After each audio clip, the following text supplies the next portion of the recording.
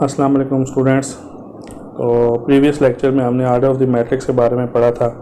इस लेक्चर में हम सिर्फ ये देखना है, ये भी एक क्वेश्चन है जिसमें पूछा गया है कि डिफरेंट मैट्रिक्स आपको दिए गए हैं और पूछा गया है कि बताएं इनमें से कौन से मैट्रिक्स एक दूसरे के इक्वल हैं। ठीक है, तो हमने इक्वल के लिए क्या चीज़ें देखी। सबसे पहले इक्वल आपको पता होना चाहिए मैट्रिक्स इक्वल कब होते हैं। ठीक है, इक्वल होने के लिए कब मैट्रिक्स इक्वल होते हैं, जब दो मैट्रिक्स का जो है वो एक तो आर्डर सेम होना चाहिए। क्या सेम होना चाहिए?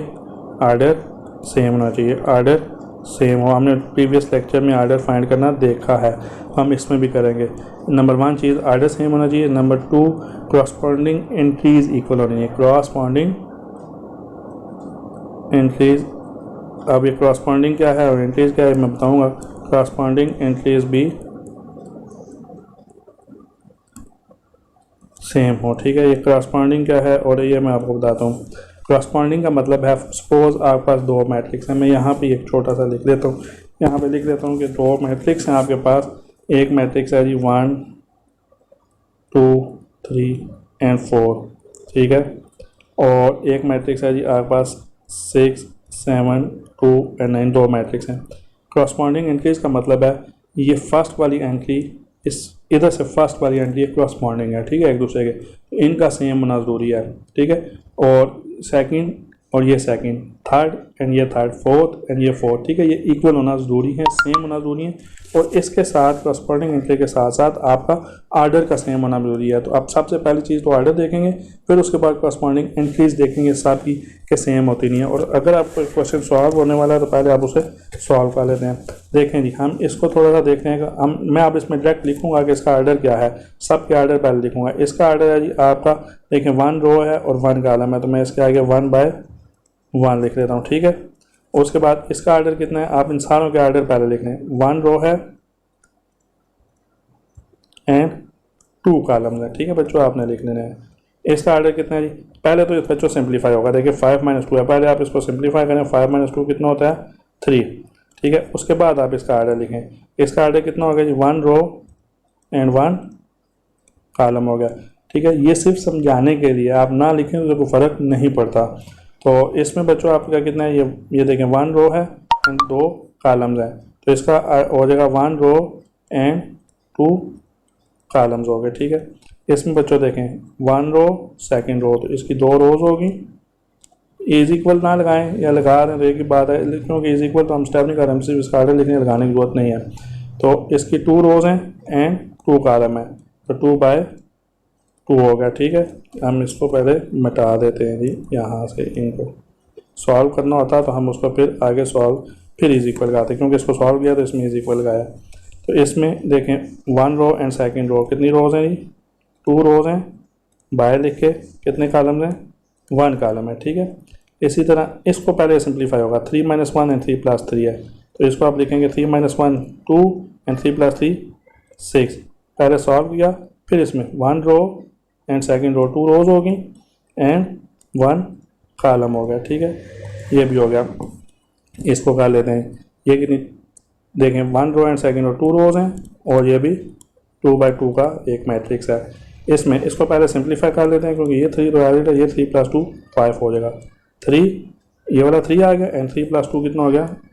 5 हो गया। ठीक है, तो इसका आर्डर कितना हो गया? 1 रो एंड बाय 2 कॉलम्स है। इसको भी पहले सिंप्लीफाई कर लें बच्चों।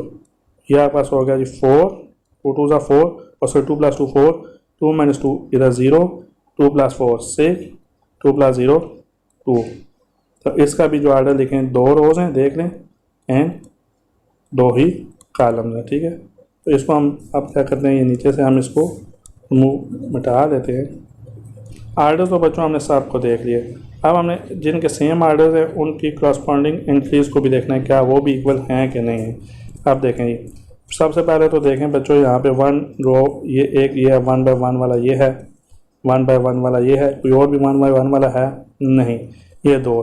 अब इन दोनों का इस मैट्रिक्स को देखें जिसको मैं सर्कल कर रहा हूँ, इसको। ठीक है, और इसको देखें क्या ये सेम है? बिल्कुल सेम है। देखें आर्डर भी सेम हो गया, 1 बाय 1 एंड 1 बाय 1, और इनकी एंट्रीज भी सेम होगी। तो यहाँ से हम लिख सकते हैं मैट्रिक्स ए जो है वो किसके इक्वल हो गया? वो मैट्रिक्स, इसका नाम क्या है? मैट्रिक्स सी है। ठीक है, मैट्रिक्स सी के इक्वल हो गया। ठीक है, हमने 1/1 को देखा, और भी 1/1 वाला कॉलम वाला मेरा मैट्रिक्स नहीं है। ठीक है, 1/1 ऑर्डर वाला। अब 1/2 को देखते हैं। ये 1/2 एक है, इसको मैं स्टार कर रहा हूँ आप ताकि पहचानने में आसानी हो।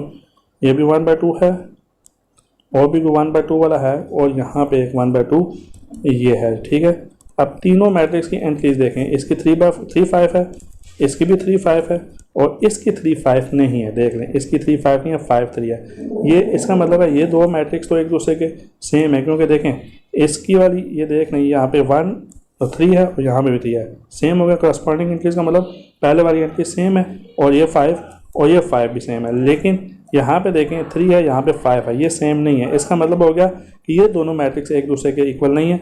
यहाँ से मैट्रिक्स कौन सा इक्वल है, इसका नाम आई है और उस वाले का नाम बी है। इसका मतलब है मैट्रिक्स बी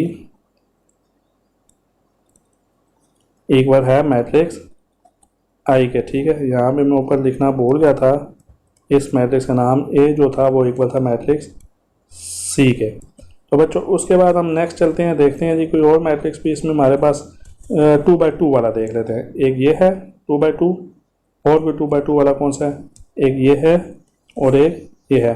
तीनों को देखें, इसका 4062, 4062 एंड 4062। इसका मतलब है तीनों की entries corresponding entries bit same है, तो हम इन तीनों मैट्रिक्स को एक दूसरे के इक्वल लिख सकते हैं। मैट्रिक्स इसका नाम था ई, इस ऊपर वाले का नाम है मैट्रिक्स एच,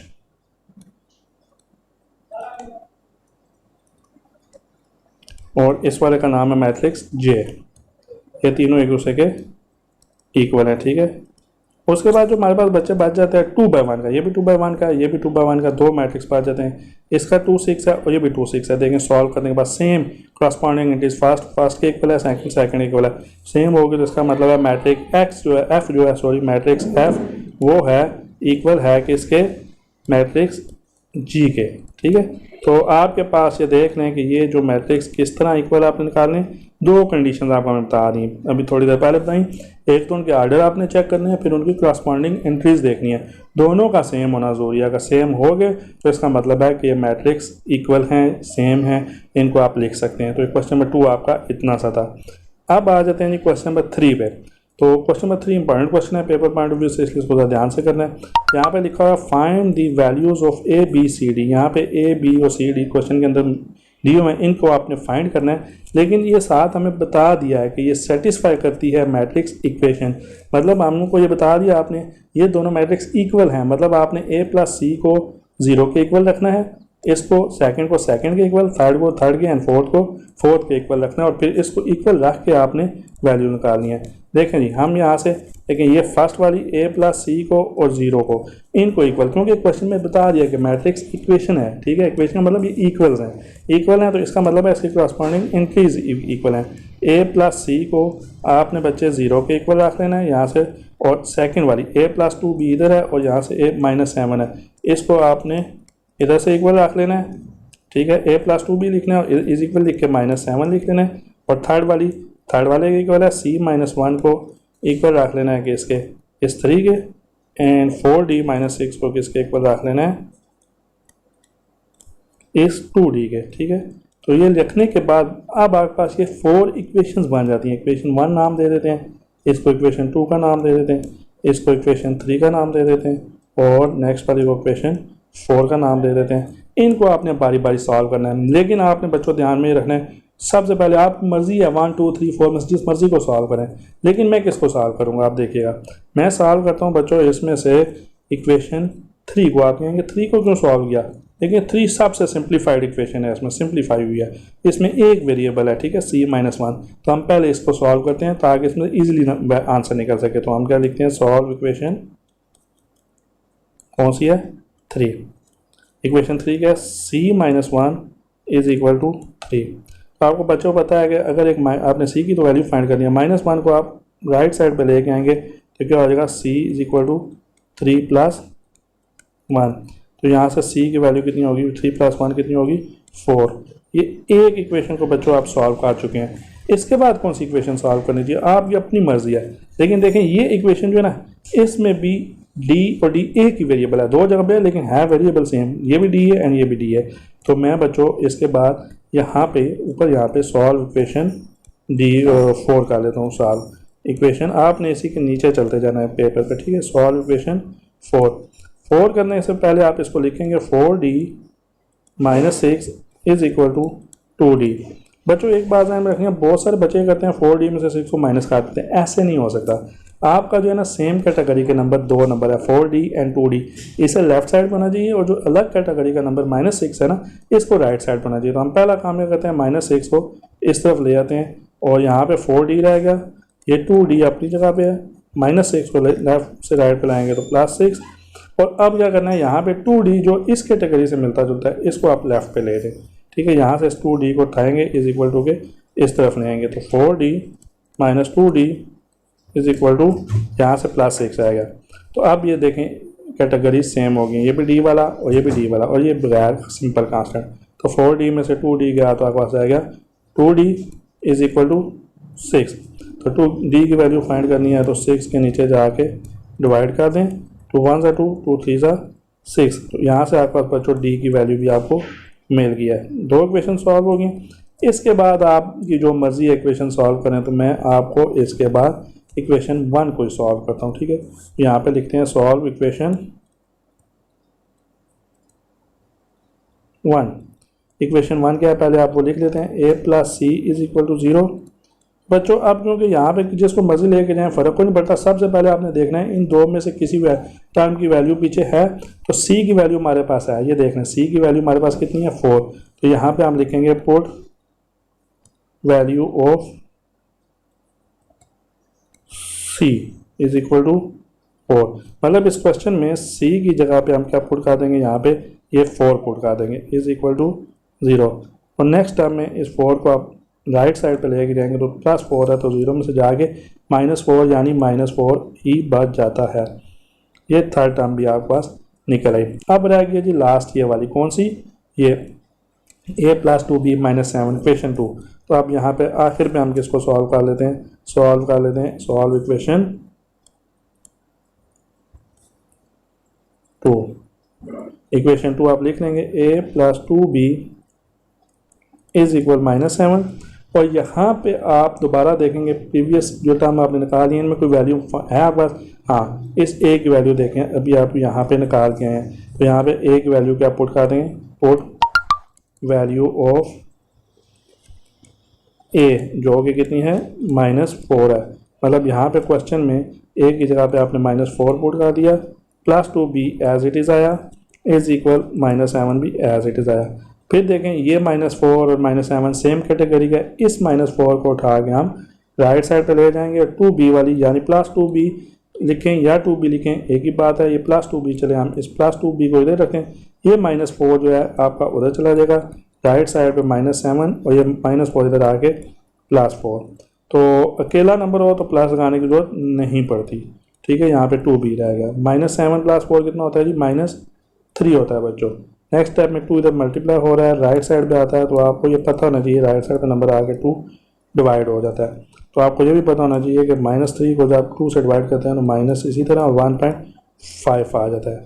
ये 4 नंबर्स जो ABCD की वैल्यूज़ आपने निकालनी थी, अब बच्चों आपने ABCD की वैल्यूज़ निकाल ली हैं, ठीक है। तो यहाँ पे आप आखिर पे ऐसा लिख सकते हैं, A की वैल्यू कितनी निकाली थी 4, B की वैल्यू कितनी निकाली है -1.5, C की वैल्यू कितनी निकाली है 4 एंड D की वैल्यू कितनी निकाली है, सॉरी A की वैल्यू -4 थी बच्चों, D की वैल्यू कितनी निकाली है आपने 3। तो ये आपका क्वेश्चन कंप्लीट हो गया। तो एक्सरसाइज 1.1 भी कंप्लीट हो गया है। तो आप इसकी प्रैक्टिस करें अच्छे से और चैनल को सब्सक्राइब जरूर करें ताकि बाकी बच्चे भी इससे फ़ायदा उठा सकें और वीडियोज़ और लेक्चर्स शेयर भी करें, ठीक है। Thank you.